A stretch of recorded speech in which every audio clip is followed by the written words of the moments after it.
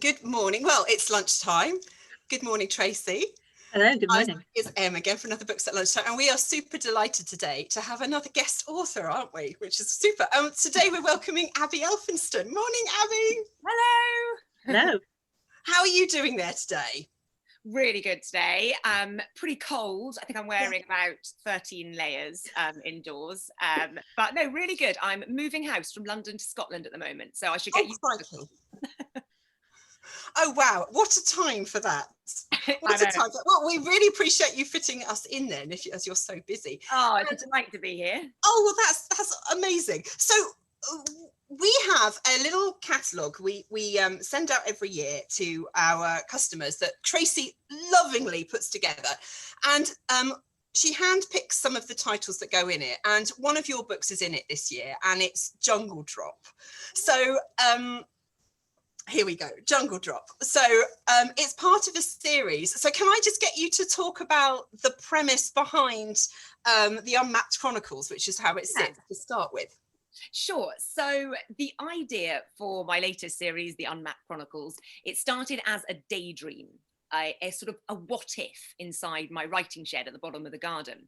So I was sitting in my shed and I thought back to all the incredible skies that I'd seen on my adventures. So pink sunrises, orange sunsets, rain that conjures rainbows and makes waterfalls roar, and snow that makes jewelry out of spider webs. And I started thinking, what if the grown-ups have got it all wrong about our skies? What if it's not science and geography behind the weather, but magic? And then I started thinking, what if there are 4 secret kingdoms filled to the brim with magical beasts, all beavering away to make weather for our world? So maybe you could have drizzle hags brewing rain in a giant cauldron, or snow trolls mixing cloud wisp and moon syrup to make snow. And so this idea of these secret unmapped kingdoms came about. And each book in the Unmapped Chronicles series follows a child from our world stumbling through a portal, finding a doorway into one of these secret kingdoms, where a very, very evil harpy called Morg is on the loose, and she's trying to steal all the unmapped magic, and it's up to these various kids from our world. We've got Casper, Tock, Zebedee, Bolt, Fox and Fibber, Petty Squabble. I love inventing names, so they have crazy names. It's up to these kids to step in and save the day. And my 8th book, which is the 3rd book in the series, but you don't need to read them in order. Each book is a standalone adventure, is Jungle Drop. So all of these books all take place in a different one of these sort of worlds. So they focus on a different sort of weather, don't they? Yeah, so each book is centered around one of the different kingdoms. So the different kingdoms are called Rumblestar, Jungle Drop, Crackle Dawn, and Silver Crag. And yeah, each title of the book is a name of a magical kingdom. And in Jungle Drop, that is where rain is conjured for our world. And so then the books are loosely linked to the climate crisis as well. So it's about, getting kids galvanized to save our planet and protect this beautiful world we live in. But the vague premise for this book, Jungle Drop, is there are these 11-year-old twins called Fox and Fibber, Petty Squabble, and they've been rivals for as long as they can remember. Only one of them is going to inherit the family fortune. And so a race is afoot to win the love of their parents and save the dwindling Petty Squabble empire. But then the twins are whisked off into Jungle Drop, which is this unmapped kingdom filled to the brim with magical beasts, all conjuring rain for our world. And things get completely out of control. An evil harpy, Morg, she's on the loose. And if she finds this legendary forever fern, then she will be able to steal all the unmapped magic, and our world will completely wither away. It's seized in the grips of a drought at the moment, because this is the kingdom that conjures rain, and Morg is trying to steal it all. And so the twins have to work together for once to restore rain to our world and save the unmapped kingdoms. And Jungle Drop is a glow-in-the-dark rainforest, complete with gobblequick trees, golden panthers, and a parrot called Heckle who repeats what you think, not what you say. Who she gets the characters into loads of trouble. And the kids are armed with nothing but 3 magical objects. one of which is a spoon. And if you're told, you've got to save the world, and someone gives you a teaspoon, you sort of begin to panic and question your place in saving this world. But it's actually a fable spoon instead of a tablespoon, which is, I'm not going to spoil it, but has magical properties. And they're also given a blank piece of paper, again, hopeless to save the world. But it turns out to be a flicker-tug map, a map imbued with all sorts of magic. And there is also a double skin mirror. So they've got some help along the way. So you've reeled off a load of really interesting names and things there. How on earth do you come up with your characters and your names and your creatures? I think you've got to love playing around with words. And as a kid, I adored Roald Dahl's books, and I adored his nonsense words, Fizzle, I can't remember them now. I've named a book Fizzle Hatch, but I'm pretty sure he has whiz popping and gobble funk, and I have gobble quick trees. So I clearly am influenced heavily by Roald Dahl. But for me, I think connotations matter. So if I'm writing a character two characters who are rivals, Fox and Fibber, petty squabble, I want a word to do with sort of bickering and fighting, so squabble. And I also think onomatopoeia really matters for kids. It's such fun saying hilarious words out loud. So I try to make sure that my words are fun to say aloud, and also a bit of humour. I think those things, connotations, onomatopoeia and humour, all work really well together. So I think in Jungle Drop, there's a magical creature called a swiftwing, which is a little bit like a hippogriff. And my swiftwing, instead of being this elegant creature with wings, with the body of half body of a stallion and half of an eagle, and that flies really elegantly, mine is totally unfit. He's panting the whole time, and he's called Total Shambles. And I think playing with words that often your parents might use to describe a situation, like you walk into the playroom and it's a total shambles in here or something. There's a mermaid in my next book, The Crackle-Dawn Dragon, and she's called Perpetual Faff. And she spends her entire time faffing around, and the characters are at the brink of their adventure, the cusp of saving the world. And all they need is a key to get through this big door. And she owns a guzzle bag, and it's a handbag that swallows everything she puts in it. So they're there poised to save the world, and they need the key. And Perpetual Faff is just rooting through her guzzle bag. So I think, all these words, guzzle, it's fun to say. And again, it has those implications, the connotations of swallowing something. Isn't that wonderful? Well, the first bit in Rumblestar, you've got another one, haven't you? So you've got Casper, who's the main, the little boy in it. And he's helped along the way by a dragon called Arlo. And tell us who his other accomplice is. Oh, yeah. So, Casper Tock is the boy from our world. He stumbles through a grandfather clock and gets to the Sky Kingdom of Rumblestar, which is a kingdom where castles are built on the backs of sleeping cloud giants, and the rulers are wizards with unending pockets. And Casper meets this girl that he goes on the adventure with, and she's called Utterly Thankless. Again, I think it's the kind of expression that maybe my mum used to describe me. You're just utterly thankless. I originally called Utterly hopeless, I think, or utterly useless. And I thought that was too harsh, so I changed it. But the inspiration behind her name came from, do you know the butter, Utterly Butterly? Yes. I think I had that in the fridge. And I was thinking, how did someone ever get that past a marketing team? Utterly Butterly. It's just so ridiculous. And then I think I was sort of playing with that word in my head and thought Utterly would be an awesome name for a girl. And Utterly Thankless on the outset is cross with the world and closed up and hard. And really she's craving friendship and love and acceptance, but because of something that happened in her past, she's very, very hurt.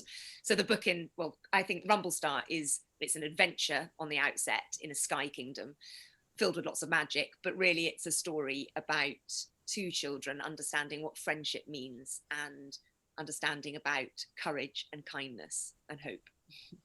And that's actually something I got a lot from Jungle Drop too. I mean, the two characters, so Fox and Fibber, they're not nice when we meet them to begin with. In fact, they're quite challenging. And I wrote this down because I was rereading a bit last night, and I just really chortled to myself when I was reading it. There's a bit when they arrive into Jungle Drop, and they're facing the fact that they're going to have to be nice to each other, and they're going to have to work with each other.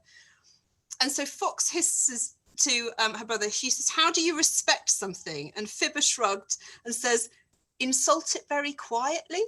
Yeah. I was just giggling to that. I mean, these two have got no idea, have they, about, the basic rules of civility. But Exactly. we see them go through this incredible transformation during the book.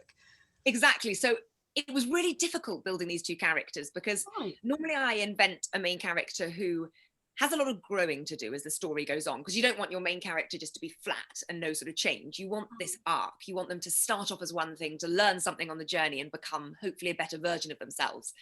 And normally I've got characters who maybe are a little bit upset about something, or they're dealing with something in their past.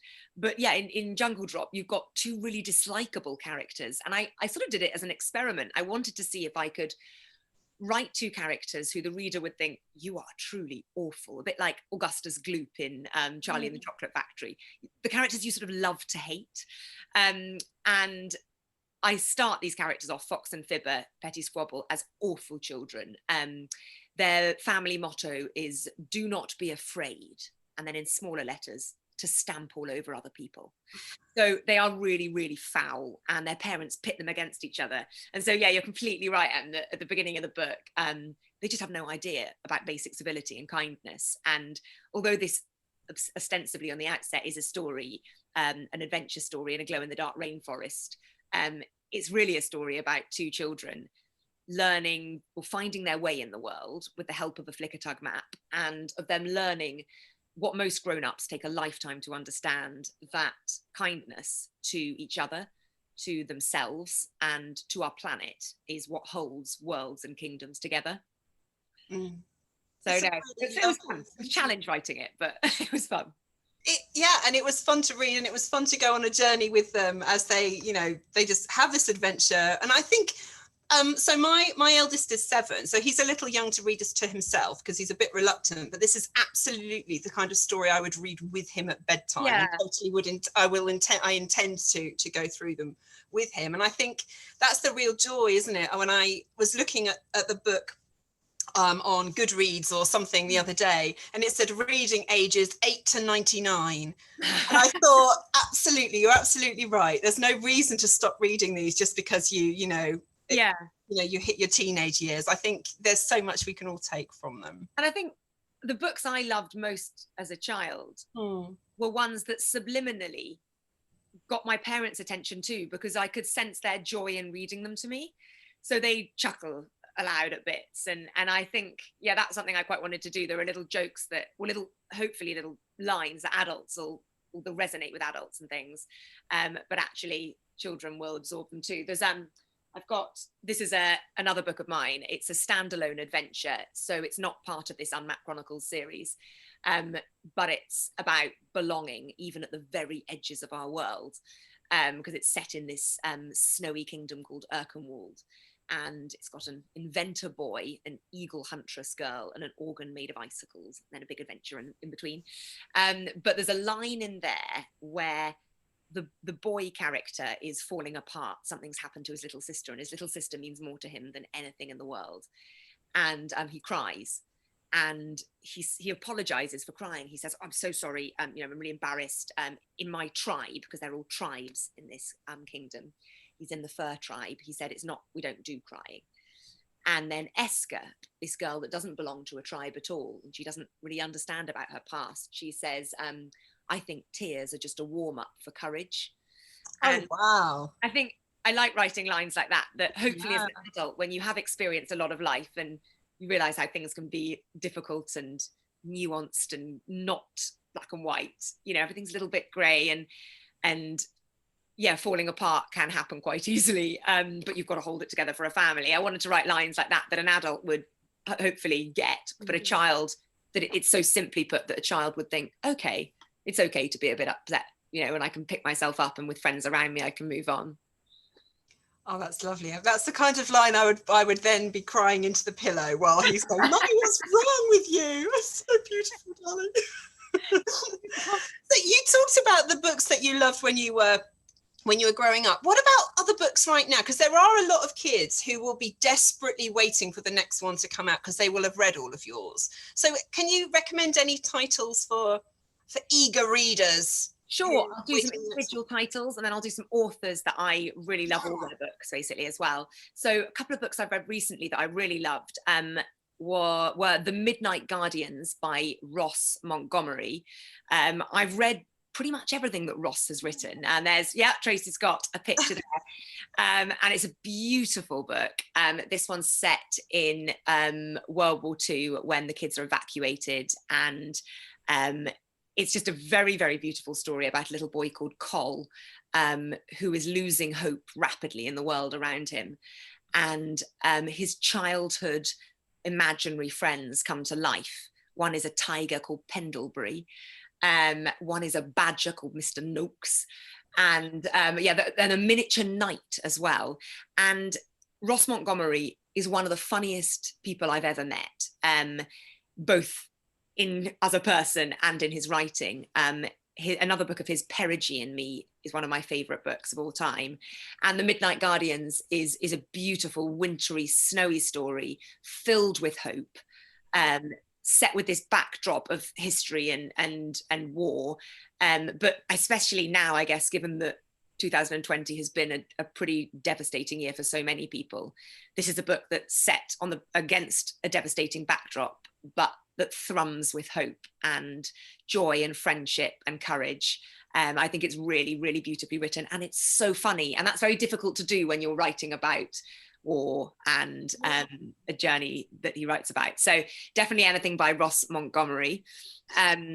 Anything by Kat Doyle, The Miracle of Ebenezer Street, A Miracle on Ebenezer Street. It's like a modern rewriting of Charles Dickens's A Christmas Carol. So it's brilliantly festive and Christmassy. She also wrote The Stormkeeper's Island, which is an adventure story filled with magic, set in the wilds of Ireland. My favourite books often tend to be adventures with a little bit of magic. So I love those two. The Girl Who Stole an Elephant by Nisrana Farouk, beautiful story. And there's Tracy with the cover. I think the cover's really spectacular as well. And I think that one's accessible for younger readers as well, because it's a slightly shorter book with bigger print. It's beautiful. What else did I recommend? Was there anything else on my list? If there wasn't... well, we had this in last year's Christmas catalogue.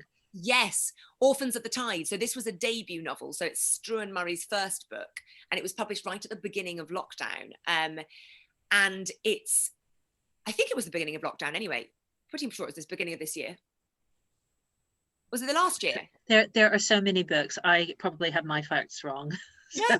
No, you're probably right. Anyway, it's his debut, and it was fairly recent, and it's fantastic. It's basically set in this dystopian type of world where there's only one city left in the world, and it's poking out of the sea. And the book opens with the most extraordinary scene. This huge whale is washed up onto the rooftops of this city that pokes out of the sea. And out of the whale comes a boy, which is such a strange opening. And it's basically an unraveling in terms of a story. Everything the characters think they know isn't necessarily true. It's really gripping. It's slightly frightening. There's the whale on the rooftops there. And I love stories that have these really strong opening images, and this one certainly does. So it's vividly told, it's pacey, it's a bit frightening. So if you've got a child who's maybe a more sensitive reader, then I'd either read it with them or maybe read it yourself first. It's a really great book, a real page turner, and I really look forward to reading what Struan Murray writes next. You were right. It did only come out this year, my mistake, but we did make a fuss about it at the time. So I remember promoting it, and it had a lot of interest amongst our customers. And I see what you say about it being a bit it's got for mature readers. It's got a kind of demon aspect. It is a bit creepy. the blurb starts, when a mysterious boy washes in with the tide, the citizens believe he's the enemy, the god who drowned the world, come again to cause untold chaos. Yeah. So you know that it's not going to go very well for the boy, Yeah. at least for a little while. Exactly. It's really unusual. I think it's a standout book, and I'd be coming back to whatever else he reads. But yeah, it is a bit frightening. So, and I'd say anything by Catherine Rundle, The Explorer, The Good Thieves. My favourite was The Wolf Wilder, which was a few years ago. And Coming Into Winter, that's a brilliant story about a girl called Theo living in the wilds of Russia and befriending a little fox pup. I thought some of the language in that was more beautiful than you usually find in children's writing. Yeah, I thought it was spectacular. It's, yeah, both the language itself is a joy, and the stories and the overall messages about courage and family were beautiful. Similarly, anything by Piers Torday, The Last Wild, his Last Wild series was brilliant, and he's got a prequel to that coming out, I think, early next year. But he writes beautifully. And Lauren St. John, all her books, she's passionate about the environment, and she's an ambassador for Born Free. So all her animal books, her like the Rhino, the Operation Rhino series, the Laura Marlin mysteries. She's got the Cat Wolf series at the moment. They're often mystery stories or adventures with animal sidekicks and with a strong message about protecting our world. Her books are brilliant as well. And if I was going to mention a few that I'm excited about, I've just received a proof of this book. Oh, I've heard about that. I've been told to be excited about that. Yeah, beautiful proof. I think it comes out next year, maybe in February. And it's a book by Hannah Gold, and it's about the last polar bear in the Arctic. And I think her father goes up to explore the Arctic, and she's told there's no polar bears there, and yet there is one. So her quest to save that. You guys might have the first book of this in. Yeah, Adventures on Trains, M.G. Leonard and Sam Sedgman. Great fun. Hi, it's Kett Scripture. Like unraveling mysteries. This is the second book in the series, Kidnap on the California Comet. I think the first one was, what was it? The Highland Falcon Adventure or something, which I'm sure you guys have. And they're great fun. I think you can read them, like my books, as standalone adventures, even though they're part of this overall set. So those ones are fab. And she wrote, M.G. Leonard wrote the Beetle Boys books, didn't she? Exactly, the Beetle Boys series. Mad about bugs, and it's wonderful. And this is a proof of a book that I'm excited about next year, The Valley of Lost Secrets by Leslie Parr. A beautiful, I think it's set on it could be the backdrop of, where is it?